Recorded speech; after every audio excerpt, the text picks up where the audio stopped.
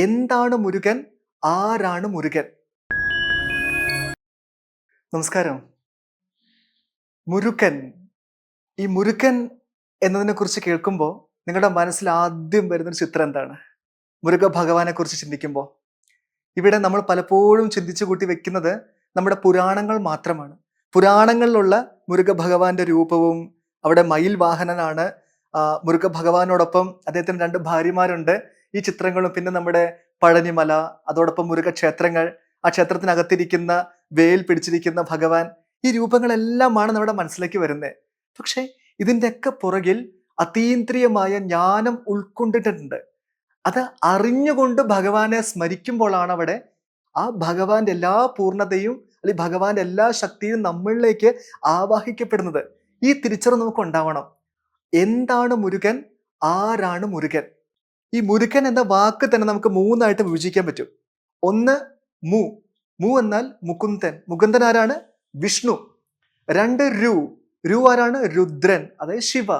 3 ഗൻ. ഗ എന്നാല് ബ്രഹ്മാവ്. അപ്പൊ ബ്രഹ്മ, ശിവ, വിഷ്ണു, ഈ ത്രിമൂർത്തികളുടെ പൂർണ്ണതയാണ് മുരുകൻ എന്ന് പറയുന്നത്. അവിടെ എന്തുണ്ട്? സൃഷ്ടിയുണ്ട്, സ്ഥിതിയുണ്ട്, സംഹാരവുമുണ്ട്. നിങ്ങൾ ശ്രദ്ധിച്ചാൽ മനസ്സിലാവും, ഇത് 3ഉം ഒരു ജ്ഞാനത്തിലാണ് മുന്നോട്ട് പോകുന്നത്. ഏതൊരു സൃഷ്ടിയും ഒരു ജ്ഞാനത്തിലാണ്. അതായത് ഒരിക്കലും ഒരു ഒരു നായ്ക്കുട്ടിക്ക് അല്ലെങ്കിൽ നായയ്ക്ക് ഒരു കോഴി കുഞ്ഞുണ്ടാവില്ല, ഇല്ലേ? അതൊരു ജ്ഞാനമാണത്. ഒരു നായ്ക്ക് ഒരു നായ്ക്കുട്ടി മാത്രമേ ഉണ്ടാവുള്ളൂ, ഒരു മനുഷ്യന് മനുഷ്യക്കുട്ടിയെ ഉണ്ടാവുള്ളൂ. അപ്പോൾ അവിടെ ഒരു ജ്ഞാനമുണ്ട്. എല്ലായിടത്തും ജ്ഞാനം നിറഞ്ഞിരിക്കുന്നുണ്ട്. സൃഷ്ടിക്ക് ഒരു ജ്ഞാനമുണ്ട്, നിലനിൽപ്പിന് ഒരു ജ്ഞാനമുണ്ട്. ഒരു നായ കഴിക്കുന്ന ഭക്ഷണമല്ല മനുഷ്യൻ കഴിക്കുന്നത്, ഇല്ലേ? എല്ലാം വ്യത്യസ്തമാണ്. അപ്പൊ നിലനിൽപ്പിനും ഒരു ജ്ഞാനമുണ്ട്. 3 അതിന്റെ അവസാനം, അവന്റെ ആ ഒരു സംഹാരമായിട്ടുള്ളൊരു അവസ്ഥ. എല്ലാത്തിന്റെ സംഹാരവും വ്യത്യസ്തമാണ്. എല്ലാ ജീവജാലങ്ങളുടെയും എല്ലാ ചരാചരങ്ങളുടെയും ആ സംഹാരം എന്ന് പറയുന്നത് വ്യത്യസ്തമായ രീതിയിൽ വ്യത്യസ്തമായ ജ്ഞാനമാണ്. അപ്പോൾ ഇതെല്ലാം ജ്ഞാനത്തെയാണ് ഉൾക്കൊള്ളുന്നത്.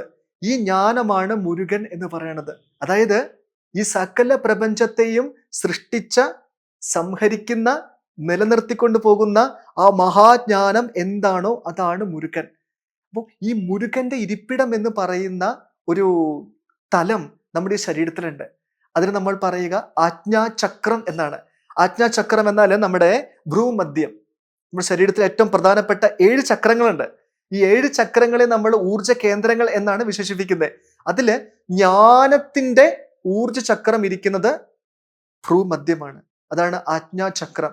അതുകൊണ്ടാണ് നമ്മൾ പഠിക്കുമ്പോൾ നമുക്ക് ഈ ഭ്രൂമധ്യം, ഇവിടെ ഒരു സ്പന്ദനം നമുക്ക് അനുഭവിക്കാൻ സാധിക്കും. പുതിയ പുതിയ കാര്യങ്ങൾ കേൾക്കുമ്പോൾ, നമ്മൾ ആലോചിക്കുമ്പോൾ നമ്മുടെ തലവേദന പോലെയൊക്കെ നമുക്ക് തോന്നാറില്ലേ? അതായത് ഈ ആജ്ഞാചക്രത്തിൻ്റെതാണ്. ഇനി ഇതിന്റെ നേരെ വിപരീതമാണ് ദേഷ്യം, കോപം.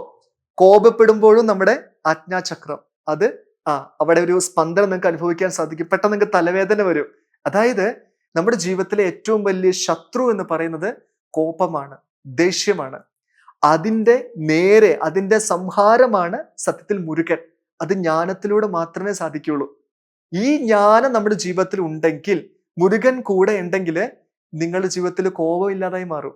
കോപം നിങ്ങളുടെ ജീവിതത്തിലേക്ക് വരികയില്ല. ജീവിതത്തെ ഏറ്റവും മനോഹരമായിട്ട് നിങ്ങൾക്ക് ജീവിക്കാനുള്ള ഒരു അവസ്ഥാവിശേഷം മുരുകൻ കൂടെ ഉണ്ടെങ്കിൽ, ജ്ഞാനം കൂടെ ഉണ്ടെങ്കിൽ അത് സംഭവിക്കും. ഇനി ഈ ജ്ഞാനം മാത്രം പോരാ, ഈ ജ്ഞാനത്തിലൂടെ നിങ്ങൾക്ക് ജീവിക്കണ്ടേ?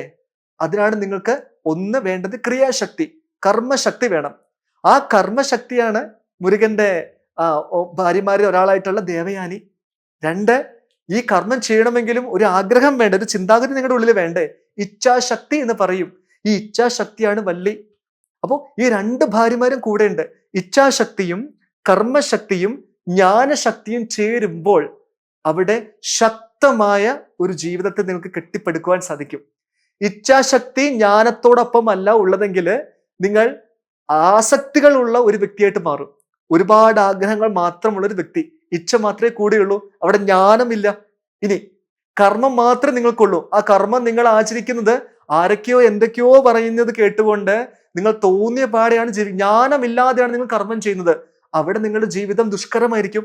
അപ്പൊ കർമ്മശക്തിയും ജ്ഞാനശക്തിയും മുരുകനോടൊപ്പം ചേരുമ്പോൾ, ജ്ഞാനത്തോടൊപ്പം ചേരുമ്പോൾ ശക്തമായ സന്തോഷപൂർണമായ ഒരു ജീവിതത്തെ നിങ്ങൾക്ക് അറിയാൻ സാധിക്കും, അനുഭവിക്കാൻ സാധിക്കും. ഇതാണ് ഈ 3 സങ്കല്പങ്ങൾ. ഇവിടെയാണ് മുരുകന്റെ മയിൽ വാഹനം. മുരുകൻ നമ്മൾ പറയും മയിൽ വാഹനാണെന്ന്. മയിൽ എന്തിനെ സൂചിപ്പിക്കുന്നേ? മയിൽ മനസ്സാണ്. മനസ്സിന്റെ മുകളിൽ ജ്ഞാനം നിൽക്കണം. മനസ്സ് ശ്രദ്ധിച്ചിട്ടില്ലേ? ഓരോരോ ചിന്തകളും വികാരങ്ങളും എല്ലാം മനസ്സിൽ ഇങ്ങനെ സംഭവിച്ചുകൊണ്ടേ ഇരിക്കുകയാണ്. ഇനി അത് മാത്രമല്ല, മനസ്സ് അതായത് ഏത് അവസ്ഥയിലേക്കും പെട്ടെന്ന് ചാടി കയറാനുള്ള ഒരു അവസ്ഥാവിശേഷം നമ്മുടെ മനസ്സിലുണ്ട്. നല്ല സന്തോഷത്തിൽ ഇരിക്കുമ്പോഴായിരിക്കും എന്തെങ്കിലും ചിന്ത വന്നു, ഒരു പെട്ടെന്ന് ഞെട്ടലുണ്ടാക്കുന്ന ഒരു ചിന്തയുണ്ടായി, അല്ലെങ്കിൽ വിഷമകരമായിട്ടുള്ള ചിന്തയുണ്ടായി, നമ്മൾ പെട്ടെന്ന് ചാടി വിഷമത്തിലേക്കും ദുഃഖത്തിലേക്കും അല്ലെങ്കിൽ പേടിയിലേക്കും എല്ലാം പെട്ടെന്ന് മനസ്സങ്ങോട്ട് മാറും. മയിലിനെ ശ്രദ്ധിച്ചിട്ടുണ്ടോ? അത് ഭൂമിയിൽ നിന്ന് ചാടി ഉയർന്നാണ് അത് പറക്കുന്നത്, ഇല്ലേ? അപ്പൊ ഈ മനസ്സിന്റെ ഈ ചാട്ടം അതിനെ നിയന്ത്രിക്കാൻ അതിന് ജ്ഞാനത്തിലൂടെ മാത്രമേ സാധിക്കുള്ളൂ. ഈ ജ്ഞാനമാണ് മുരുകൻ. അതുകൊണ്ടാണ് മയിൽ വാഹനനായിട്ട് മുരുകൻ അവിടെ വരുന്നത്. ഈ ജ്ഞാനം കൂടെ ഉണ്ടെങ്കിൽ, മനസ്സിന്റെ നിയന്ത്രണം ജ്ഞാനത്തിലാണെങ്കിൽ, നിങ്ങളുടെ മനസ്സിനെ നിങ്ങൾക്ക് ശക്തമാക്കി വെച്ച്, മനോഹരമാക്കി വെച്ച്, വിശാലമായിട്ടുള്ള ഒരു കാഴ്ചപ്പാടില് സന്തോഷപൂർണ്ണമായിട്ട് ജീവിക്കാൻ സാധിക്കും. അവിടെയാണ് മുരുകന്റെ ആയുധമായിട്ടുള്ള വേൽ കയ്യിൽ വരുന്നത്. വേലിന്റെ ഒരു പ്രത്യേകത എന്താണ്? വേൽ നിങ്ങൾ കണ്ടിട്ടില്ലേ? വേലിന്റെ രൂപം എങ്ങനെയാണ്? അതിന്റെ അറ്റം കൂർമ്മതയുള്ളതാണ്, ഷാർപ്പാണ്. അതിനുശേഷമോ അതിങ്ങനെ വികസിച്ചു വരുന്നു 2 വശങ്ങളിലും. അതിനുശേഷം താഴേക്ക് ചേർന്ന് വരുന്നു. എന്നിട്ടോ താഴേക്ക് അതിനെ പിടിക്കുന്ന പിടിയുമുണ്ട് താഴേക്ക്. ഈ പിടി വളരെ നീട്ടത്തിലുള്ള ഒരു പിടിയാണ്, ഇല്ലേ? അതാണ് വേൽ എന്ന് പറയണത്. ഇതും വളരെ ഗംഭീരമായിട്ടുള്ള ജ്ഞാനത്തെ ഉൾക്കൊണ്ടിട്ടുണ്ട് വേലില്. ഈ കാണുന്ന പിടി ഉണ്ടല്ലോ, ആ പിടി താഴേക്കല്ലേ ആ പിടി ഇരിക്കുന്നത്? മുകളിലേക്കല്ലോ താഴേക്കല്ലേ? ഈ താഴേക്കുള്ള പിടി സൂചിപ്പിക്കുന്നത് ജ്ഞാനത്തിൽ നമ്മൾ അഗാധമായിട്ട് ഉള്ളതാവണം. ജ്ഞാനത്തിൽ നമ്മൾ ആഴമേറി, ആഴത്തിൽ നിങ്ങൾ ജ്ഞാനത്തെ ഉൾക്കൊള്ളണം, ആഴത്തിലേക്കായിരിക്കണം. ആണ് താഴേക്കുള്ള പിടിയുടെ സൂചിപ്പിക്കുന്നത്. ഇനി ഈ വേൽ വികസിച്ച് വരുന്ന കണ്ടിട്ടില്ലേ? ആ 2 വശങ്ങളിലും വികാസമാണ് ഉള്ളത്. ഈ ജ്ഞാനം അഗാധമാകും തോറും നിങ്ങളുടെ കാഴ്ചപ്പാട് വികസിക്കാൻ തുടങ്ങും. കാഴ്ചപ്പാട് വികസിക്കുമ്പോഴോ നിങ്ങളുടെ ബുദ്ധി ഷാർപ്പാവാൻ തുടങ്ങും, കൂർമ്മതയുള്ളതായി മാറും. ഈ വേൽ ഉപയോഗിച്ചാണ് മുരുകൻ അസുരന്മാരെ നിഗ്രഹിക്കുന്നത്. സർവ്വസൈന്യാധിപനാണ് മുരുക തത്വം, ശരിയല്ലേ? അപ്പോ ആർക്കെതിരെയാണ് ഇവിടെ യുദ്ധം ചെയ്യുന്നത്? അസുരന്മാർക്കെതിരെ. ജീവിതത്തിലെ സകല പ്രശ്നങ്ങളും ഈ അസുരന്മാർ തന്നെയാണ്. ഈ അസുരന്മാർ എവിടെ ഉണ്ടാവുന്നത്? 2 രീതിയിലാണ് ഉണ്ടാവുന്നത്. ഒന്ന്, നമ്മുടെ ജ്ഞാനത്തിന്റെ അഭാവം മൂലം. 2, നിങ്ങളുടെ കോപം മൂലം. കോപത്തിന്റെ സംഹാരിയാണ് മുരുകൻ. 2, ഈ കാണുന്ന അസുരന്മാര്. അവർ ഓരോരുത്തരും ഈ ജ്ഞാനത്തിന്റെ മൂർത്തിമത് ഭാവമായിട്ടുള്ള മുരുകൻ വരുന്നിടത്ത് ഈ അസുരന്മാരെല്ലാം നിഗ്രഹിക്കപ്പെടുകയാണ്. അവിടെ ജ്ഞാനം ഉണ്ടാവുകയാണ്. അജ്ഞത മൂലമുള്ളതും കോപം മൂലമുള്ളതുമായിട്ടുള്ള സർവ്വ ദുഃഖത്തിന്റെയും പരിഹാരമാണ് ശരിക്കും മുരുക തത്വം. അത് വേലുപയോഗിച്ചിട്ട് ജ്ഞാനത്തിലൂടെ, വികസിതമായ കാഴ്ചപ്പാടിലൂടെ, കൂർമ്മതയുള്ള ബുദ്ധിയിലൂടെ ആ വേൽ ഉപയോഗിച്ചുകൊണ്ട് ജീവിതത്തിലെ എല്ലാ അസുരന്മാരെയും നിങ്ങൾക്ക് നിഗ്രഹിക്കാൻ സാധിക്കും. അതോടൊപ്പം നിങ്ങൾക്ക് ശക്തമായിട്ടുള്ള ഒരു ജീവിത രീതിയെ കെട്ടിപ്പടുക്കാനും പറ്റും. കാരണം മയിൽ വാഹനനാണ്.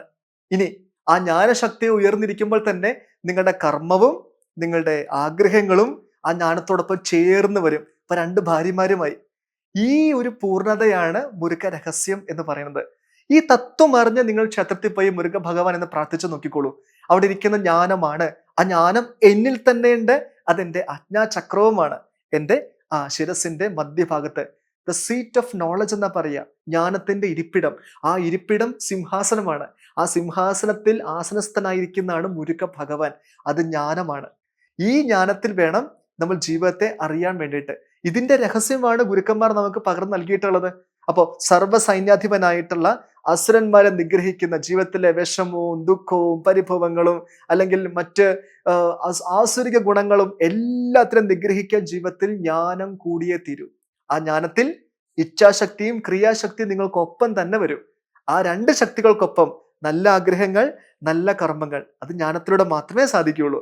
ആ ജ്ഞാനത്തിലൂടെ നിങ്ങൾക്ക് ആഗ്രഹത്തെയും കർമ്മത്തെയും നിങ്ങൾക്ക് നിയന്ത്രിച്ച് നിർത്തിക്കൊണ്ട് അസുരന്മാരെല്ലാം നിഗ്രഹിച്ചുകൊണ്ട് മനസ്സിന്റെ മുകളിൽ നിയന്ത്രണം കൊണ്ടുവരുത്തിക്കൊണ്ട് ശക്തമായിട്ട് നിങ്ങൾക്ക് ജീവിതത്തിൽ മുന്നോട്ട് കൊണ്ടുപോകാൻ സാധിക്കും. ഈ രഹസ്യം ഹൃദയത്തിൽ എപ്പോഴും നിങ്ങൾ അറിഞ്ഞിരിക്കുക.